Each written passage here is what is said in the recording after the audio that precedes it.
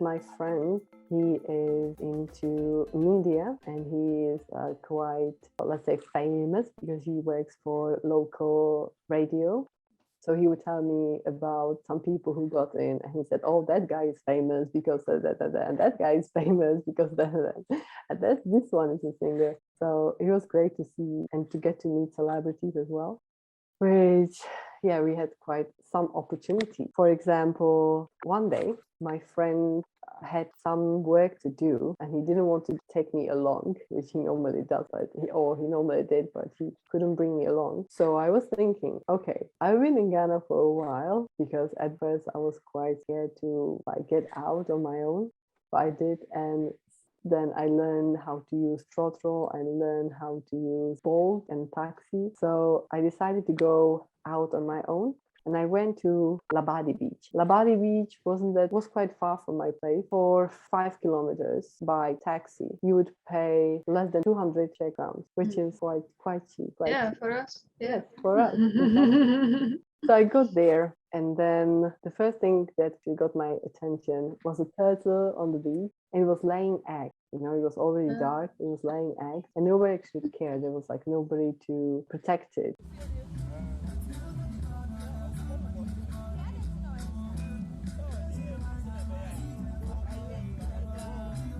But the people were actually mindful and they didn't harm the animal. They just let it do whatever it wanted. So we were just observing. And after a while, I would just take a short walk.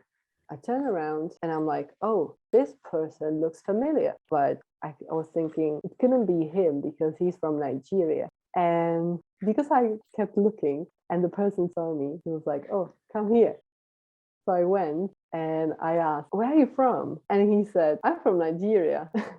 And I asked him, what is your name? And he said, oh, I'm Mark Angel. And I'm like, oh my goodness, so it's really you? And you have no idea, but Mark Angel is a comedian. You can just type in on YouTube, Mark Angel comedy. He is a YouTuber creating this funny content, and I loved it. There are also two little girls who've been acting with him for a long time, and they became quite famous across Nigeria. So I met this guy, and I'm like, oh, I know your videos, and I know you, and it was so funny, and I just couldn't believe it. We spent together for about 2 hours drinking, talking, and then he would tell me about this event, YouTube Awards, in a hotel. So the next day I would come there and it was just awards for people. And he was also part of the show. And after the show, he would come to me, give me a hug, even though we didn't know each other. So he gave me a hug and he said, oh, you made it, as if I was his close friend, you know?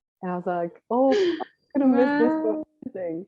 And then there was another person, there was a YouTuber who I was actually following before coming to Ghana. So I'm like, oh my goodness, this is a dream come true.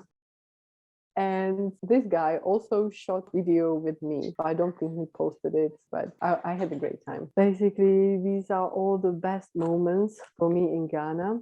And I would love to invite people who are at least a bit interested in coming to Africa. I would like to tell them not to be afraid because Africa is a great continent and Ghana especially is a great country that has a lot to offer. Even if you went there and spent a week, you wouldn't regret. Question, what would be a reasonable budget for 1 week? I paid 15,000 Czech crowns per month in accommodation. Just do the math. Mm-hmm. But let's say 500 crowns a night is still possible. There's so many options. Obviously, Airbnb, there are hotels. I had a friend there, so I could stay with him. But obviously, yeah, there are options. For food, it depends. If you really want to get to know what Ghana is like, I would recommend if you could eat on the street. It sounds quite terrifying in a way because, you know, when you get there, the heat, dust and stuff, it's there, it's present, but they know how to store and preserve food. Just ask local people about the best joints where you can eat and you'll save a lot of money. And for transportation, like I mentioned, with taxis, it can get quite expensive if you use taxi all the time. But it's also possible to pay like 400 or 500 Ghana cedis per day and taxi driver will take you wherever you want. And this is for last year before the inflation. So I'm just talking about last year. Now the the prices have gone up, even in Ghana, for fuel, for food, for everything. But the change is not significant. Generally, for a European, it's affordable to go to Ghana. It's very affordable. It's not that far. I think the flight was about 6 hours.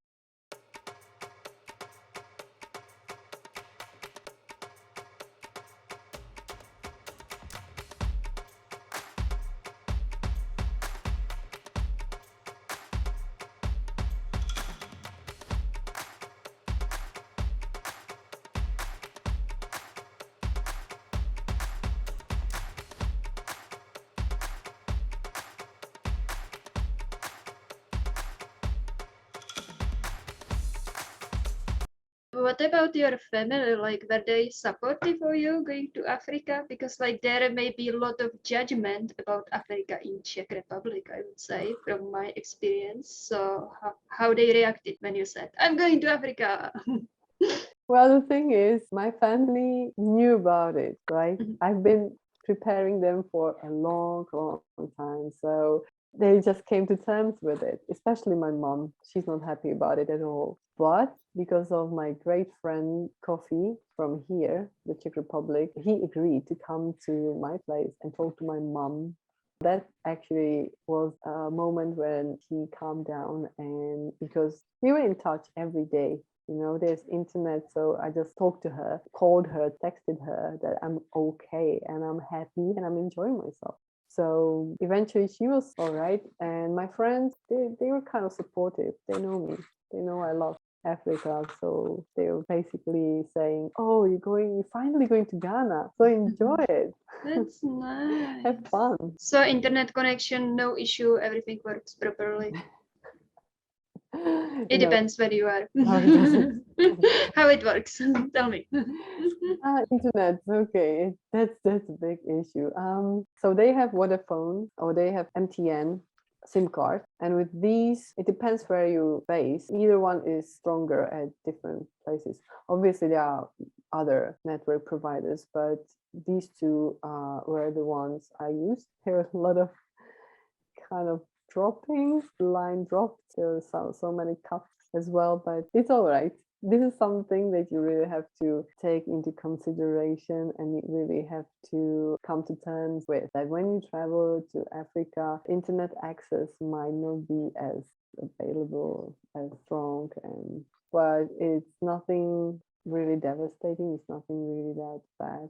And when you will go for a second time, you will go to same place you were before, or you are planning to settle somewhere else, like different city, different town? I'll probably start off at my friend's place. I'll be with him and his family because I know his family well too. I'll stay at his place for a while, and if I get a job, I'll move out. I'll just move in that area. That's good. That's good. You have a place to stay. Hey, I just wanted to ask because like everything you shared was so fascinating, and like your eyes are just like shining when you are talking about Ghana. So I don't really want to like flip the note, but was there something like culture shock, something uncomfortable? Because I watched a lot of videos about Ghana, I kind of had an idea what to expect.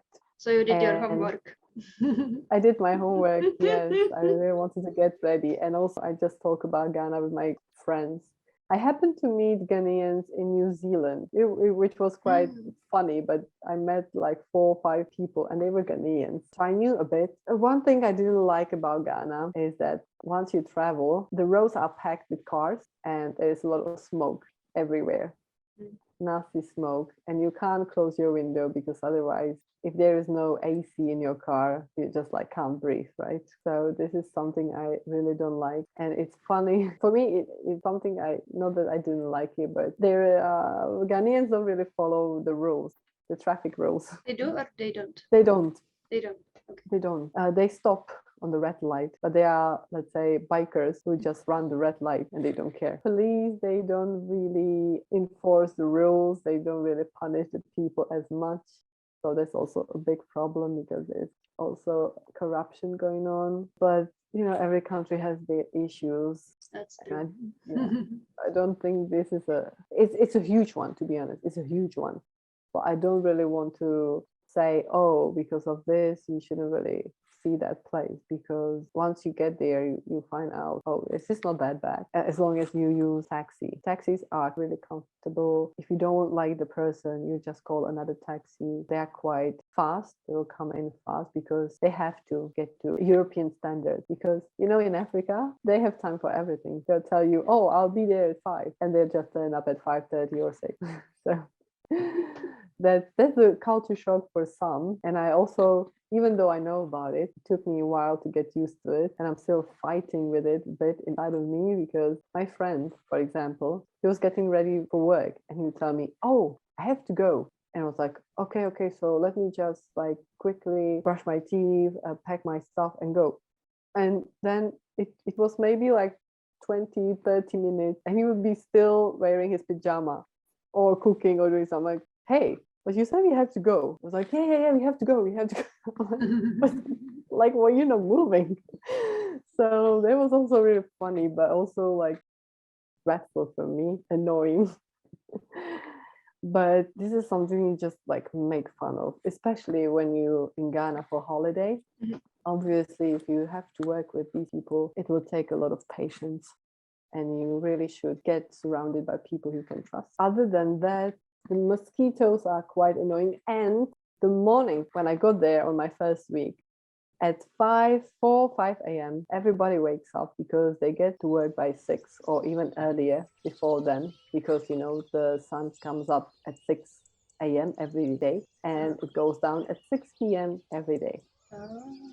Right? And in the morning, you'll hear roosters, you'll hear megaphones, you'll hear the announcements of local news, of local advertisements, local churches, and anything like I couldn't understand in their language, but it was super loud. So for those who are light sleepers, they can't do anything because they'll just wake up, they'll be angry all the time, the whole day. Their whole day will be spoiled basically because they didn't get enough sleep.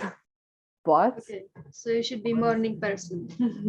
especially if you have to work the next day, or you just like, I don't know, sleep with earplugs, or you just get used to it. And that's what I did. I got used to it. And what about weather? What's like temperature range? Like I mentioned, I was there in October till December, a quite hot month. I'd say the average temperatures could vary between 29 to 35 degrees. But there are months that when the temperatures drop to 25, especially during the rainy months, starting from May onward for a couple of months, maybe 4 or 5. I think I got there by the end of rain season, but it was raining quite a lot too. Yeah. Due to the climate change. English is no problem. You can be fine with English there. You can communicate. A lot of people speak English or? They speak English. They speak the local language. Basically, there are many. But I learned a few words. How are you? You say, etisei, yeah. Okay. And what you reply is, yeah. Yeah. Which is okay, like, that's good one. Fine. Yeah. And I'll just introduce myself in 3. I said, people are born on certain day, and that will give you your name. So I'm Monday born. So my name is Ajwa. And you say, Yaframe Ajwa. Yafra will say, what's your name? And you say, Yaframe Lucia. Lucia. Yes, that's your name. Cool. I believe I'm Tuesday born. What's my name? Oh yeah, Google it. I don't know. Okay. So let's stick with Lucia. Let's say Lucia. Yeah. I know boys born on Wednesday are called Kojo. Kojo. But I don't remember everything. There are so many. That's nice. Yeah. Nice. Fascinating tradition, actually. If you're interested, you can learn more on Google, obviously on the internet, or just go there and talk to people. They'll be more than willing to talk to you and tell you whatever you want. Yeah. Awesome. You shared a lot of interesting information, a lot of stories. Thank you. And I have more to say, but yeah, I'm sure. I'll go on. So thank you so much for sharing all pictures. And definitely, I want to make part 2 after you will move there. So after a couple more months, we will make upgrade.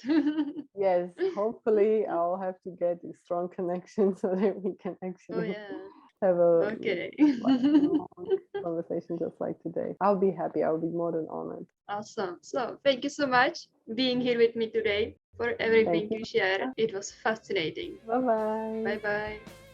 Watch this episode next and subscribe for more interviews like this one.